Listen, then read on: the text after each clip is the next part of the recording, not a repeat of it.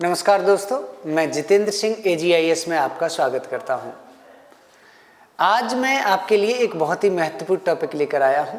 ये जो टॉपिक है ये धान्य कटक से संबंधित है, या आप ये समझ सकते हैं कि दक्षिण भारत में जो प्रमुख बौद्ध केंद्र हैं उन बौद्ध केंद्रों की बात करेंगे। पिछले वर्ष 2024 में धान्य कटक के ऊपर ही क्वेश्चन आ चुका है, तो हम उस क्वेश्चन को समझेंगे सबसे पहले और उससे संबंधित कौन कौन से क्वेश्चन आ सकते हैं। देखिए, बुद्धिज्म है वो UPSC का फेवरेट टॉपिक है और यहाँ से हर वर्ष क्वेश्चन पूछे ही जाते हैं। तो बौद्ध और जैन को हमें अच्छे से पढ़ना है, किन किन चीज़ों से, किन किन क्षेत्रों से क्वेश्चन आ सकते हैं, हमें क्या तैयार करना चाहिए, उसी को लेकर हम आज डिस्कस करेंगे। चलिए आइए, स्वागत है आपका AGIS में। चलिए हम क्वेश्चन देखते हैं।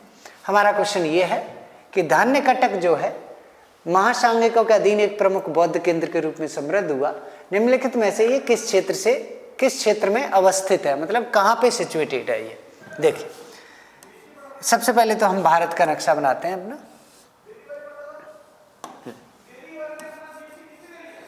इस तरीके से कुछ ऐसा ही, ये देखिए। इसमें दक्षिण भारत में कृष्णा नदी घाटी में एक प्रमुख बौद्ध स्थल है जिसका नाम है अमरावती। क्या नाम है? अमरावती।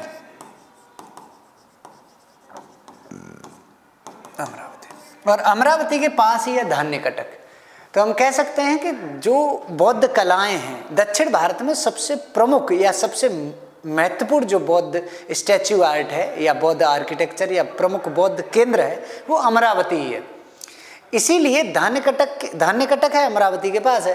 तो ऐसा माना जाता है या फिर ऐसा मानते हैं विद्वान कि धान्य कटक जो है वो अमरावती स्टैच्यू आर्ट के तहत ही फला फूला और विकसित हुआ। धान्य कटक को कई ऐसे इंस्क्रिप्शन हैं जिसमें धान्य कटक और अमरावती को सातवाहन वंश के राजाओं की राजधानी बताया गया है। मौर्य काल के बाद हिंदू राजाओं द्वारा बनाया गया सबसे बड़ा या सबसे महत्वपूर्ण राजवंश है, जो प्रमुख राजवंशों में से एक है। इसका नाम है सातवाहन राजवंश। सातवाहन राजवंश का संस्थापक सिमुक था। गौतमी पुत्र सातकर्णी इस वंश का सबसे प्रतापी राजा था, जिसने शकों के सबसे पावरफुल रूलर नहपान को हराकर दक्षिण भारत पर कब्जा किया था। उसी अमरावती की बात करते हैं। उसी अमरावती को बौद्ध धर्म का प्रमुख केंद्र इन्हीं सातवाहन वंश के राजाओं ने बनाया। हम यहाँ पर देखते हैं कि अमरावती बहुत ही महत्वपूर्ण स्थल है दक्षिण भारत में। अमरावती ही दक्षिण भारत में वो स्थल है जहाँ पर पूरे दक्षिण भारत में एकमात्र अशोक स्तंभ है। तो दक्षिण भारत में अशोक स्तंभ का एकमात्र साक्ष्य जो है वो अमरावती ही है, ये समझ लीजिए, वहीं मिलता है।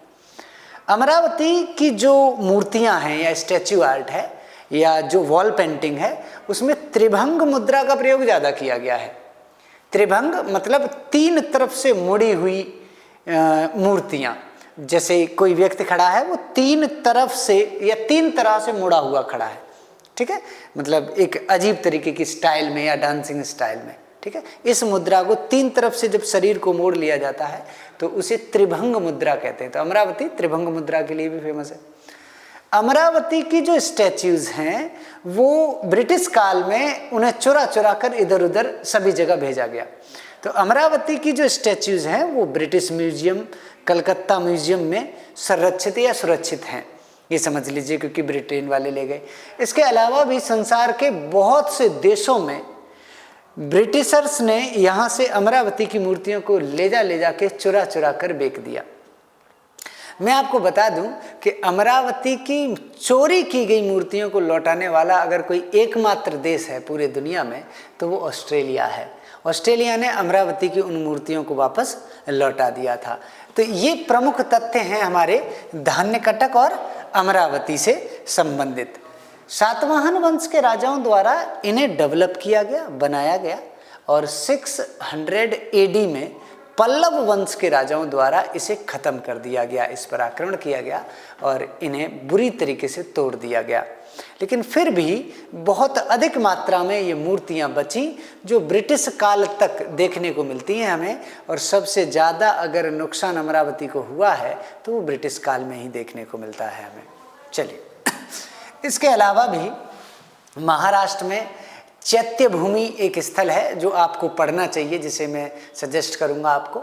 अगर दक्षिण भारतीय बौद्ध स्थल आप देख रहे हैं तो अमरावती और धान्यकटक के अलावा आपको चैत्य भूमि, जहाँ पे प्रसिद्ध डॉक्टर भीमराव अंबेडकर जी का मतलब अंतिम संस्कार किया गया और बहुत सारे लोगों ने एक ही दिन में बड़ी संख्या में बौद्ध धर्म को अपनाया।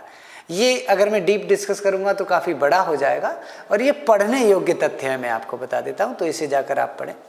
इसके अलावा सन्नति जो कर्नाटक में है बहुत ही महत्वपूर्ण है और सन्नति को भी आपको पढ़ना होगा। दीक्षा भूमि को आपको पढ़ना होगा। इसके अलावा एक अजंता की गुफाएं, ये तो आपने बहुत सुनी होंगी। हाँ, अजंता की गुफाओं से एक और बात मैं आपको बता दूं कि अजंता की गुफाएं वो गुफाएं हैं जिन गुफाओं में, इन गुफाओं को सातवाहन वंश के राजाओं द्वारा ही डेवलप किया गया था। तो अगर सातवाहन वंश के राजाओं द्वारा कृष्णा नदी के तट पर और ये अमरावती को डेवलप किया गया है, तो बाघोरा नदी के तट पर संभाजी नगर में, कहाँ पर? संभाजी नगर, जिसका प्राचीन नाम औरंगाबाद था, अब भारत सरकार ने बदलकर उसका नाम संभाजी नगर कर दिया है, ये महाराष्ट्र में है। और उसी संभाजी नगर में जो अजंता की गुफाएं हैं, उन अजंता की गुफाओं को सातवाहन वंश के राजाओं द्वारा ही बनाया गया था। ठीक है, तो ये प्रमुख तथ्य हैं जो हमें समझने हैं इससे संबंधित। आशा करते हैं आपको समझ में आया होगा। ऐसे ही हम एक नया वीडियो लेकर आएंगे अगली बार, और अब जो वीडियो होंगे वो हम कोशिश करेंगे कि जो PYQs हैं, जो पिछली वर्ष क्वेश्चन आए हुए हैं, उन्हें हम देखें अच्छे से और उनकी बात करें। दक्षिण भारत की तो मैंने थोड़ी सी बात की ही है, इसके अलावा नॉर्थ इंडिया के भी बहुत सारे ऐसे स्थल हैं जो आपको पढ़ने हैं। जैसे एक स्थल है संकिसा, ये भी अपने आप में महत्वपूर्ण है, और संकिसा से अगर UPSC क्वेश्चन पूछे तो मेरे हिसाब से ज़्यादातर UPSC जो एस्पिरेंट्स हैं वो उलझ जाएंगे। तो बहुत ही महत्वपूर्ण है जानना आप संकिसा को जाकर। और इसी के साथ मैं अपनी बात को समाप्त करता हूँ। नमस्कार, धन्यवाद आप सभी का।